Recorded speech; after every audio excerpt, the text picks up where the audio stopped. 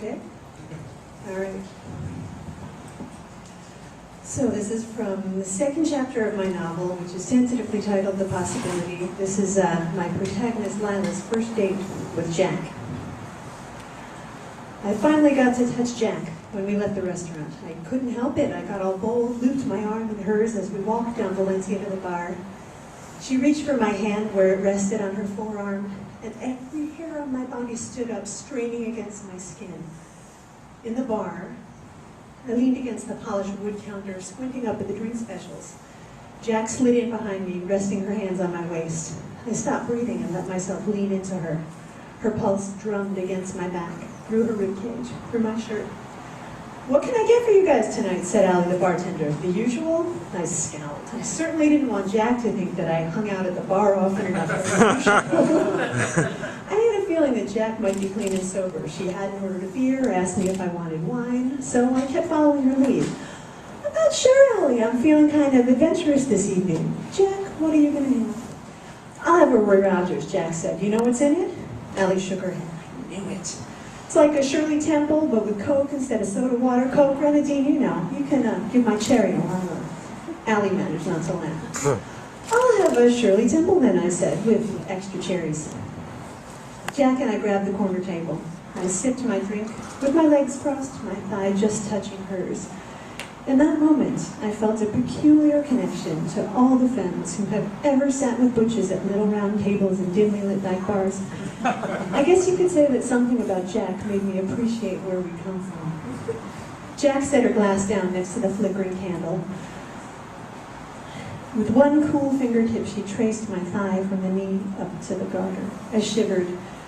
I lifted her hand to my face, letting first my cheek and then my lips glide across the fine hairs on the back of her hand.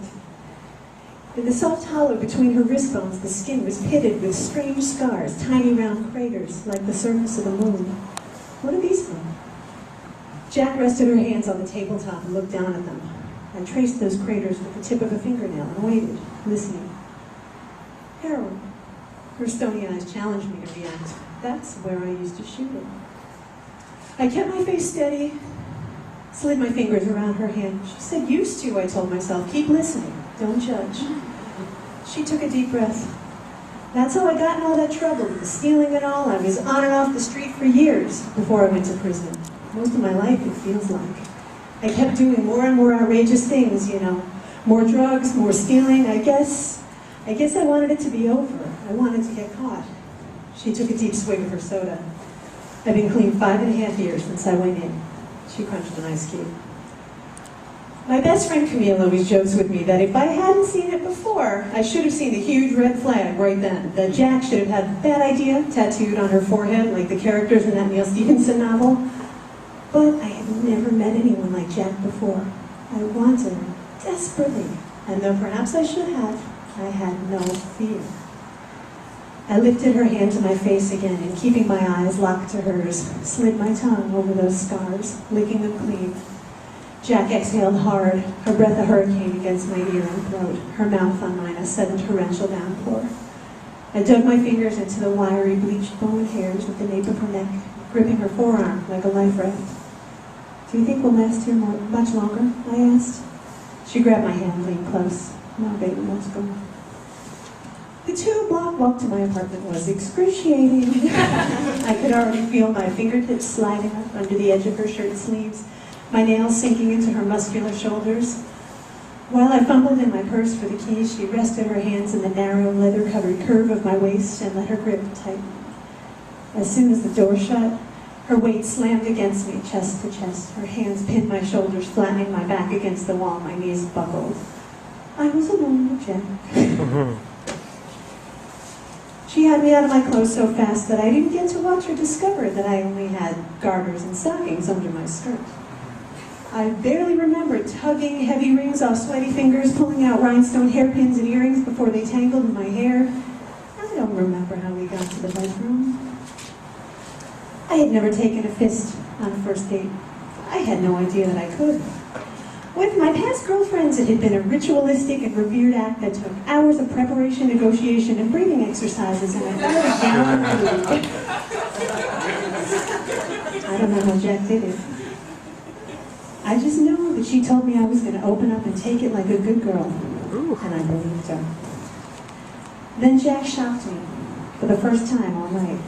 Sitting astride my bare thighs, pinning me to the bed, she unbuttoned and shrugged off her shirt, revealing a white undershirt and tight muscled shoulders, freckled and heavily tattooed. Then she peeled off her undershirt, baring her pale abdomen and wiry chest. I gasped.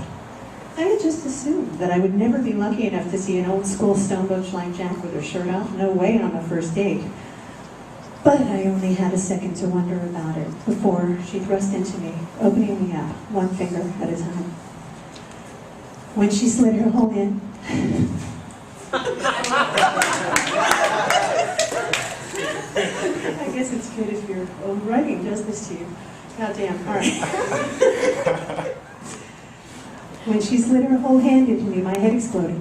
I was screaming and seeing stars and still didn't know if I could take it, even though I was taking it. She worked me, twisting her fist around, exploring me from the inside. I breathed quick, shallow breaths, clawing at the bedclothes, grabbing at her arm, her thigh, whatever I could reach. Her fist pounded, relentless. I skipped a breath, and my whole body shuddered. My throat opened, and I heard myself howling. Then suddenly Jack slowed, stroking my core, and I inhaled and drank her in. I'll never forget what she said to me then, wrapped almost to the elbow in my flesh and my pulse. This is the only time I feel like I could own you. Oh. And as the tears flooded scalding and salty into my mouth, I wanted her to.